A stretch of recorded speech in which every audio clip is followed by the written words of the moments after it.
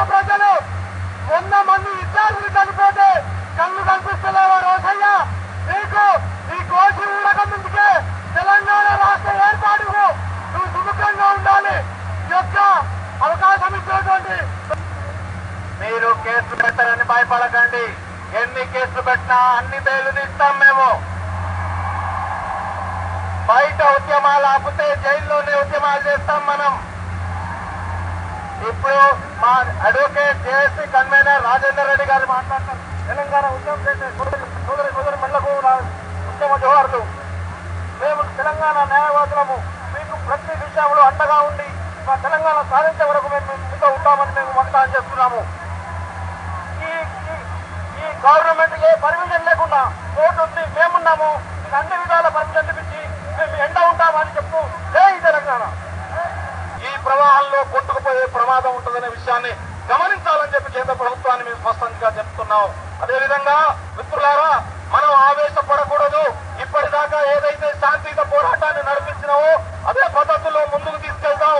కేంద్ర ప్రభుత్వం కనుక వెనక్కి జరిగితే ఖచ్చితంగా ముందుకు నెట్టే పద్ధతిలో మన పోరాటం ఉండాలని చెప్పి ఆశిస్తూ ఈ అవకాశం ఇచ్చిన మీ కాలం విద్యార్థి కార్యాలయంలో తెలంగాణ విద్యార్థి 10 జిల్లాల నుంచి వచ్చినటువంటి విద్యార్థి విప్పు రామలకు తెలంగాణ ఉద్యమం తెలియజేస్తూ ఈ రోజు కేంద్ర ప్రభుత్వం కాలయాపన చేస్తూ తెలంగాణ విషయాల్లో బిల్లు పెట్టకుండా తెలంగాణ విషయాలతో ఆటలాడుతున్న జాగ్రత్త.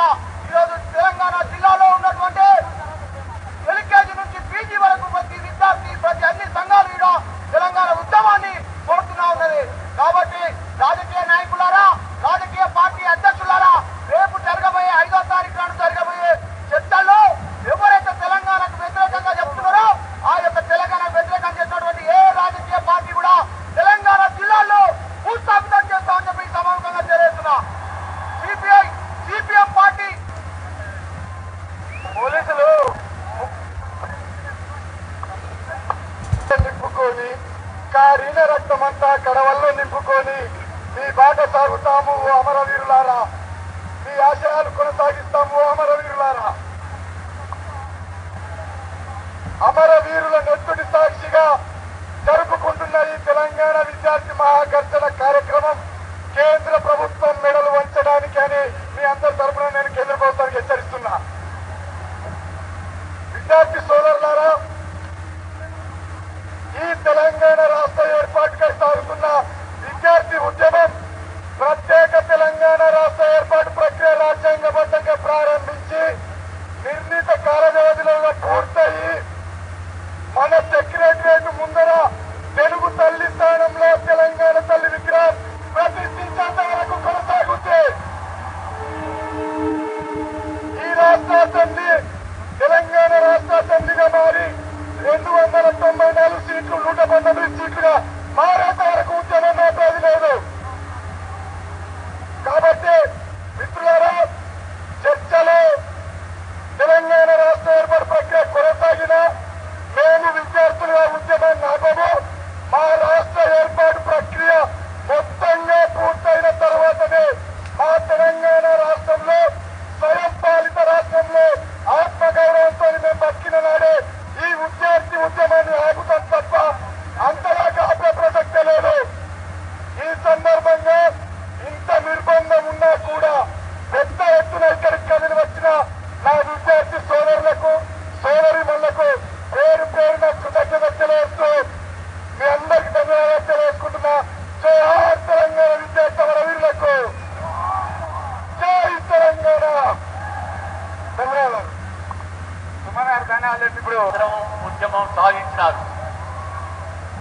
ఆ ఉద్యమం హైదరాబాద్ రాష్ట్రాన్ని విముక్తి పొందించి భారతదేశంలో విలీనమవటానికి కారణమైంది 10 సంవత్సరాల తర్వాత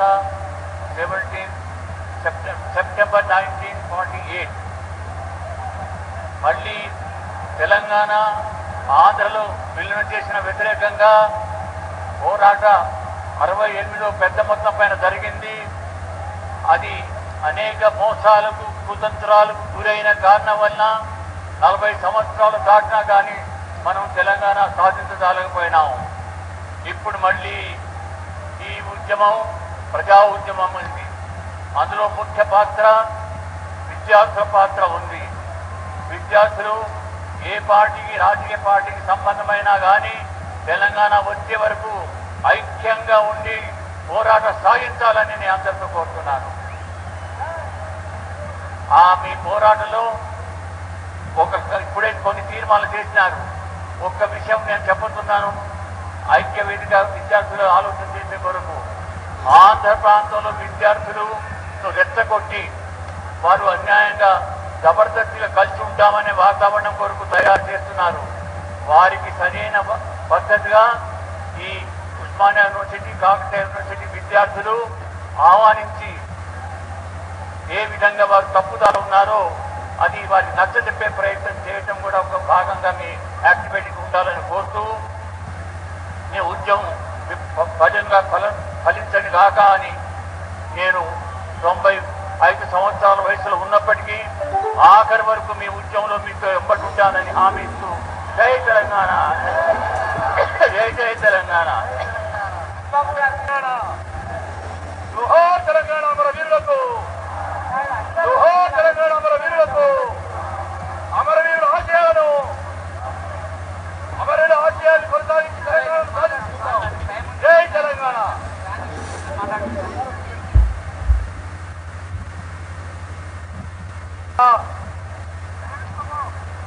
10 జిల్లాల నుంచి, హైదరాబాద్ నగరం నుంచి, ఉస్మానియా యూనివర్సిటీ చుట్టూ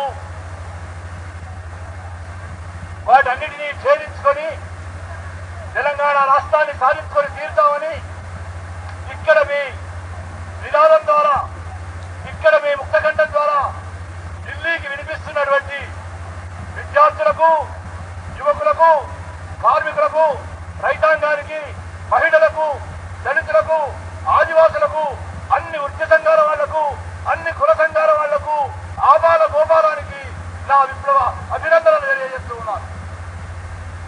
నేను ఉస్మానియా యూనివర్సిటీ పూర్వ విద్యార్థిగా, ఉస్మానియా యూనివర్సిటీలో చదువు చెప్పినటువంటి టీచర్గా నా విద్యార్థులు చేస్తున్న చర్చలలో పాల్గొందామని ఈ మెయిన్ గేట్ ద్వారా రావడానికి ప్రయత్నించినప్పుడు ఇక్కడ పోలీసులు అడ్డగించుకొని మాకు అనుమతి లేదు, మీరు ఒక్కసారి పోలీస్ కమిషనర్తో మాట్లాడండి అని చెప్పారు. పోలీస్ కమిషనర్ తోటి నేను ఉస్మానియా యూనివర్సిటీ 1960 నుంచి 64 వరకు ఇక్కడ చదువుకున్నాను, ఇక్కడ ఎంఏ చేశాను, ఇక్కడ రీసెర్చ్ చేశాను కనుక నా విద్యార్థులు పెట్టినటువంటి మీటింగ్ లో ఒక పూర్వ విద్యార్థిగా, ఒక అధ్యాపకుడిగా నేను వెళ్తాను అని చెప్తే ఆయన ఉస్మానియా యూనివర్సిటీ విద్యార్థి కాని వాళ్ళు ఎవరు, కార్డు కట్టుకునే వాళ్ళందరూ కూడా నేను ఉస్మానియా విద్యార్థులే చెప్పుకుంటున్నారు, మీరు పోవడానికి వీలు లేదు అన్నాడు. నేనన్నాను, నేనేది కార్డు తప్పుకోలేను, నేను చాలా ప్రభుత్వాలను కాటికి పంపించేటువంటి వెంగళరావు ప్రభుత్వం దగ్గర నుంచి మొదలుకొని చంద్రబాబు నాయుడు ప్రభుత్వం, వైఎస్ రాజశేఖర ప్రభుత్వాలను కాటికి పంపించిన వాడిని ఇవాళ ఈ రాష్ట్ర కేంద్ర ప్రభుత్వాలను కూడా కాటికి పంపించడం కొరకే ఇవాళ తెలంగాణ నినాదాన్ని తీసుకొని ఇక్కడికి వచ్చామని మాట చెప్పాను. మరి ఎందుకు ఈ ప్రభుత్వాలను కాటికి పంపాల్సి ఉన్నది, ఎందుకు ఈ పార్టీలను కాటికి పంపాల్సి ఉన్నదంటే ప్రజల జీవితాన్ని వీళ్ళు వల్లకాడుగా మార్చారు. సస్యశ్యామలమైనటువంటి తెలంగాణను, కృష్ణా గోదావరి ఇస్తున్న తెలంగాణను, ఎన్నో వనరులు ఉండేటువంటి తెలంగాణను, ఖనిజాలు ఉండేటువంటి తెలంగాణను ఒక శ్మశానంగా మార్చేశాడు. ఏ చంద్రబాబు నాయుడు అయితే 95, 96 నుంచి ఒక 9 సంవత్సరాల పాటు తెలంగాణను ఒక శ్మశాన శాంతిని పట్టాడు. ఇవాళ చంద్రబాబు నాయుడు ఎన్నికలకు ముందు తెలంగాణ రాష్ట్రాన్ని చేస్తానన్నవాడు ఇవాళ ఇప్పటికిప్పుడే మనకు తెలిసింది ఇవాళ సమైక్యవాదం పాడుతూ ఉన్నాడు. ఇంకా సిగ్గుచేటటువంటి వైఖరిని ఈ పార్టీలన్నీ కాంగ్రెస్ ప్రభుత్వం విషయంలో నేను చెప్తూ ఉన్నాను. 1948 నుంచి కూడా 1945 నుంచి కూడా హైదరాబాద్ రాష్ట్రము నిరాశగా ఉడంబడిక చేసుకున్న దగ్గర నుంచి గత 60 సంవత్సరాలుగా కాంగ్రెస్ పార్టీ యొక్క కేంద్ర ప్రభుత్వం యొక్క తెలంగాణ విషయంలో వాళ్ళ వైఖరి కుట్రపూర్తమైన వైఖరి. తెలంగాణ మీద పోలీస్ చర్య పేరుతో సైనిక చర్య చేసి 4,000 మంది విప్లవకారులను ముస్లింలను తప్పినటువంటి చరిత్ర ఈ కేంద్ర ప్రభుత్వం, ఈ కాంగ్రెస్ పార్టీ చరిత్ర.